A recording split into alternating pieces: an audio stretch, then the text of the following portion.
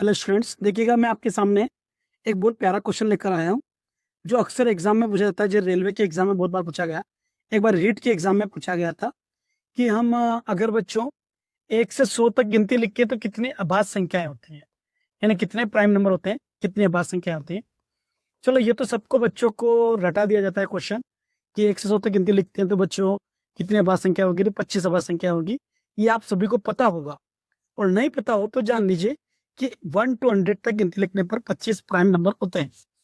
तो बच्चों 1 से 100 तक सभी को पता है कि 25 प्राइम नंबर होते हैं बच्चों। अगर 50 से 100 तक गिनती लिखें, अगर 50 से 100 तक गिनती लिखें बच्चों तो कितने 10 प्राइम नंबर होते हैं। अगर 1 से 50 तक गिनती लिखें तो 15 प्राइम नंबर होते हैं। ये ऐसा क्लियर हो गया होगा आप लोगों को। लेकिन बच्चों, मैं आपके लिए एक बहुत छोटी सी जादुई ट्रिक लेकर आया हूँ। जादुई ट्रिक किस बात की कि बच्चों, जैसे आप किसी के मोबाइल नंबर याद करना हो, अक्सर सोना बाबू के मोबाइल नंबर आप याद रखते ही हैं मुंह पे, उसी कंडीशन में उसी तरीके से बच्चों आप भी इस मोबाइल नंबर को अपनी कड़ी बना लीजिए।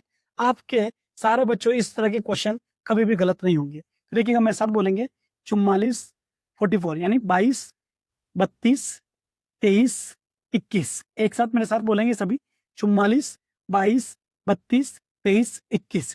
जहां से भी आप ये वीडियो देख रहे हैं, जब भी आपको ये वीडियो मिले तो आप बोलना साथ के साथ, यही याद हो जाएगा। अगर 2 से 3 बार बोल जाते हैं तो आपके एक भी क्वेश्चन गलत नहीं होगा। रीट के 2021 के और 22 के पेपर में ये आया था एक बार कि 1 से 30 तक गिनती लिखने पर कितनी बार संख्या होती है। तो बच्चे लिख के चेक करते हैं, तो इतना लिख के चेक करोगे बच्चों तो हमारे पास इतना समय नहीं होता है।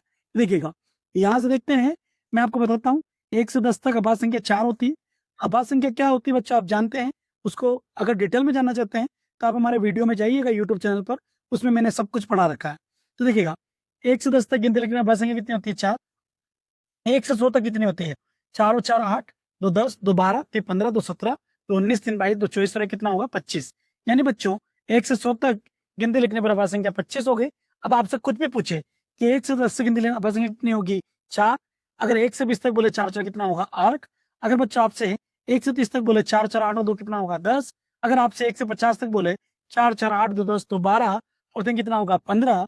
तो इस प्रकार से आपका आंसर सही हो जाएगा। वो लोग क्लियर है क्या बच्चों?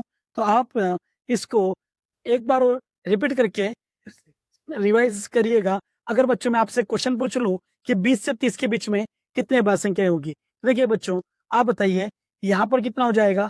1 से 10 तक तो ये हो गया, 10 से 20 तक ये हो गया, 20 से 30 यहाँ पर कितना हो जाएगा, 2 हो जाएगा। बोलो कितने बार संख्या हो जाएगी, 2। कैसे होगी बच्चों?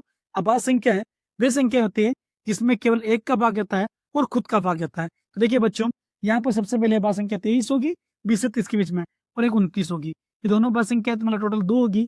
इस प्रकार से अगर मैं बोलूं 90 से 100 के बीच में कितनी अभाज्य संख्याएं होगी, तो आप बताइए 90 से 100 के बीच में केवल एक अभाज्य संख्या होगी, और वो कौन सी होगी? आप सभी इसको कमेंट सेक्शन के माध्यम बताइए कि 90 से 100 के बीच में कौन सी अभाज्य संख्या होगी। धन्यवाद। वीडियो अच्छा लगा हो लाइक करें, शेयर करें और कमेंट करना ना भूलें। धन्यवाद।